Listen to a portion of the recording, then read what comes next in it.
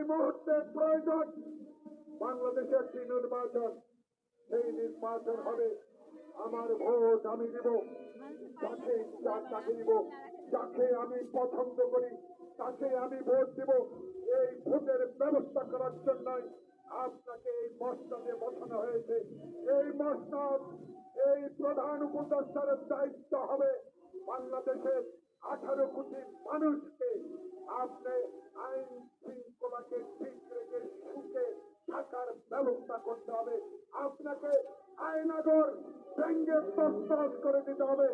আপনাকে আর কোন অবৈধ কাজকে আজকে সহায়তা করতে দেওয়া হবে না। তাই মানুষের দাবি, জনগণের দাবি, রাজনৈতিক দলগুলো যারা আন্দোলনে ছিল তারেক রহমানের নেতৃত্বে, তাদের দাবি কারো কথায় নয়। আপনার বিবেক আছে, বিশ্বের দরবারে আপনি একজন গ্রহণযোগ্য ব্যক্তি, বাংলাদেশেও আপনি একজন সকলের আপনজন। আপনাকেও হাসিনা সরকার কম অপমান করে নাই, আপনাকেও অনেক অপমানিত করেছে। তাই এই ফ্যাসিস্টের বিরুদ্ধে আপনার কাছে আমরা অনুরোধ জানাবো, এই ফ্যাসিস্টের যদি বিচার করতে হয়, এই ফ্যাসিস্টের অত্যাচার অবিচার জনসমক্ষে তুলে ধরতে হয়।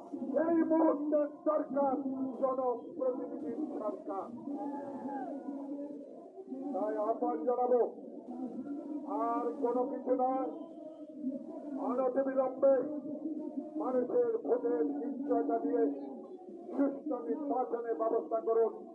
ইনশাআল্লাহ বাংলাদেশে জাতীয়তাবাদী শক্তি দ্বারা শহীদরা যেভাবে দেশ পরিচালনা করেছিল, খালেদা জিয়া যেভাবে দেশ পরিচালনা করেছিল, ইনশাআল্লাহ আমরা রাজনৈতিক কর্মী যারা মাঠে ছিলাম, আমাদের দৃঢ় বিশ্বাস তারেক রহমান 16 বছরে যে নেতৃত্ব দিয়ে বাংলাদেশের মানুষের অধিকার প্রতিষ্ঠার আন্দোলনে ছিল, ইনশাআল্লাহ জনগণ যদি আমার ভোট তাহার ভোট দিতে পারে, বাংলাদেশের মানুষ নিশ্চয়ই জাতীয়তাবাদী শক্তি সহ সকল আন্দোলনে রাজনৈতিক দলগুলোকে সমর্থন দিয়ে এমন একটি সংসদ তৈরি করবে, সেই সংসদে সকল সংস্কারের সমস্যার সমাধান করবে।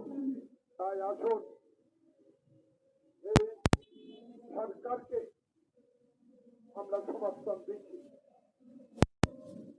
আপনার কথা উল্লেখ করে আমার বক্তব্য শেষ করব।